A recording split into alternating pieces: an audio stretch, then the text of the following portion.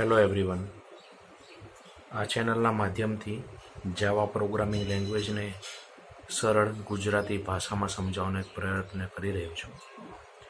આજે શીખવાના ઘણા બધા માધ્યમ છે, ઓનલાઈન કે ઓફલાઈન, પણ સરળતાથી સમજી શકાય તેવા માધ્યમ મોટે ભાગે ખર્ચાળ છે. મેં આપણી માતૃભાષામાં જાવા શીખવવાનો એક પ્રયત્ન શરૂ કર્યો છે. તો સારા પ્રતિસાદની આશા સાથે આજનો વિડીયો શરૂ કરીએ. મારો પ્રયત્ન કોઈ પરીક્ષાલક્ષી નહીં હોય, પણ મુખ્ય જાવાના જે પણ કંઈ કન્સેપ્ટ છે એ સરળતાથી સમજી શકાય એવો મારો પ્રયત્ન રહેશે. અને જે પણ કોઈ ઇન્ટરવ્યૂની તૈયારી કરી રહ્યું હોય જાવામાં કરિયર બનાવવા માટે, એના માટે પણ આ લાભદાયી રહેશે. તો આપ જોઈ શકો છો સ્ક્રીન ઉપર કે જાવા બેઝિકલી આપણે જાણીએ છીએ કે ઓબ્જેક્ટ ઓરિએન્ટેડ પ્રોગ્રામિંગ છે. તો પહેલાં તો ઓબ્જેક્ટ ઓરિએન્ટેડ પ્રોગ્રામિંગ, જેને આપણે OOPSના નામે જાણીએ છીએ, OOP, એ છે શું? તો આપણને ખબર હશે કે એન્કેપ્સ્યુલેશન છે, ઇનહેરિટન્સ છે, પોલિમોર્ફિઝમ છે અને એબ્સ્ટ્રેક્શન છે. એ બેઝિક OOPS કન્સેપ્ટ છે. તો કોઈ પણ લેંગ્વેજ જેમાં આ 4 કેરેક્ટરિસ્ટિક્સ હોય એને ઓબ્જેક્ટ ઓરિએન્ટેડ પ્રોગ્રામિંગ તરીકે ગણવામાં આવે છે. જાવા એમાંથી એક છે. આવી ઘણી બધી લેંગ્વેજીસ છે જે ઓબ્જેક્ટ ઓરિએન્ટેડ પ્રોગ્રામિંગ છે. ઓકે, તો આપણે 1 બાય 1 ચારે કેરેક્ટરિસ્ટિક્સ સમજીશું અને એના સરળ એક્ઝામ્પલ આપીશું. તો પહેલું છે એન્કેપ્સ્યુલેશન. તો તમે એને ડેફિનેશન્સ જોઈ શકો છો. એન્કેપ્સ્યુલેશન, તો wrapping up of data and methods operating on it is known as encapsulation.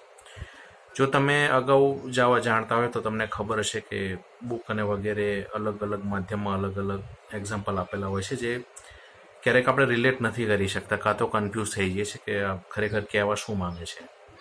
બરાબર? તો હું એવો પ્રયત્ન કરીશ કે જે એકદમ તમને સરળતાથી સમજી શકાય. અને એ એક્ઝામ્પલની વાત કરું તો છે, જેટલો તમને અનુભવ તમારી ઉંમર છે એટલો તમને એ વસ્તુનો અનુભવ પણ છે. એ વસ્તુ છે આપણે પોતે, હા, માનવ શરીર. તમને એમ લાગતું હશે કે કેવી રીતે હોય, તો હું એ તમને એક્ઝામ્પલ સાથે સમજાવું. તો અહીં આપણે જેમ કે એન્કેપ્સ્યુલેશનની વાત કરી રહ્યા છે, તો આપણે મુખ્ય બે અહીંયા વસ્તુઓ તમે જોઈએ છે, ડેટા અને મેથડ્સ. ઓકે, તો આપણું હૃદયની વાત કરીએ તો હૃદયના હાર્ટ રેટ અને બ્લડ પ્રેશર, રાઈટ, આપણે એને ડેટા તરીકે ગણીએ, અને આપણું હૃદય જે બ્લડને પંપ કરે છે એને મેથડ તરીકે ગણીએ. તો હૃદયના ધબકારાના વધઘટના આધારે આપણા હાર્ટ રેટ અને બ્લડ પ્રેશર વધતા ઘટતા હોય છે, રાઈટ. તો આ થયું આપણું એન્કેપ્સ્યુલેશન.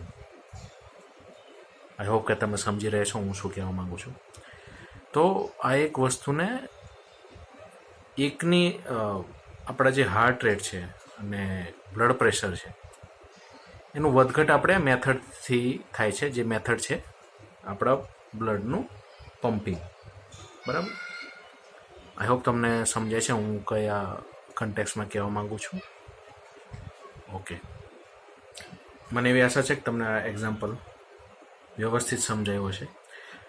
તો આપણું માનવ શરીર જે છે એ પણ એક ઓબ્જેક્ટ જ છે. તો હું એ કન્ટેક્સમાં વધારે ધ્યાન આપીશ કે જેથી આપણને સરળ ભાષામાં સમજાઈ શકાય, જેને બધા જ રિલેટ કરી શકશે.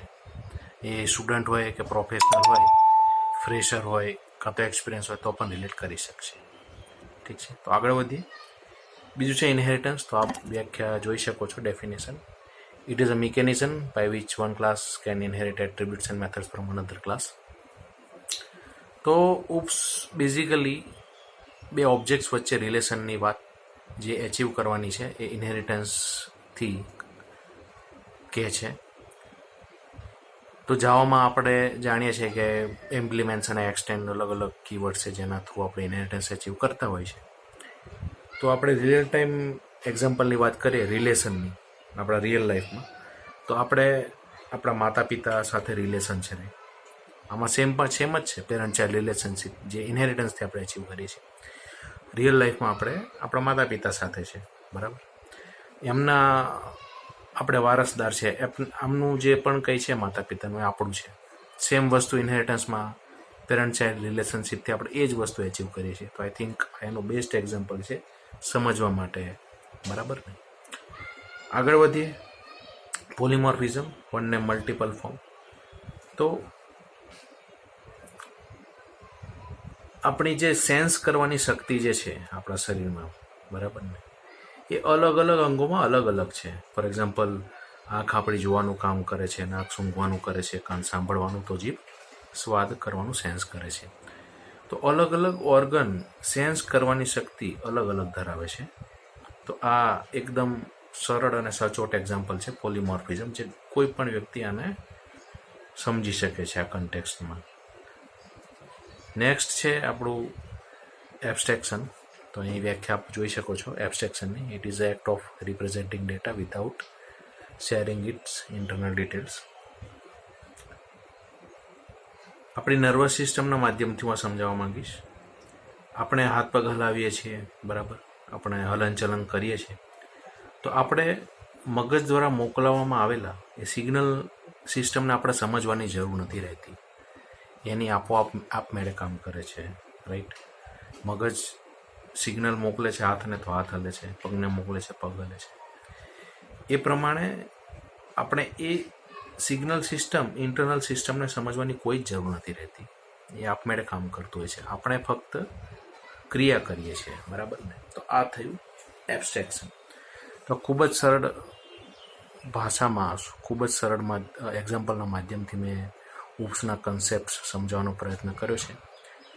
જો તમને ના સમજાય તો તમે કમેન્ટના માધ્યમથી જણાવી શકો છો, તો હું બીજા એક્ઝામ્પલ સાથે જણાવીશ. આપણે દરેક ટૉપિકને આવતા વિડીયોમાં એક્ઝામ્પલના માધ્યમથી પણ સમજીશું. અત્યારે વિડીયો નાનો રાખવાના બાબતથી ધ્યાનમાં રાખીને મેં એકદમ અત્યારે થિયરી સમજાવી છે. આપણે ભવિષ્યમાં એક્ઝામ્પલ જોશું. ધન્યવાદ.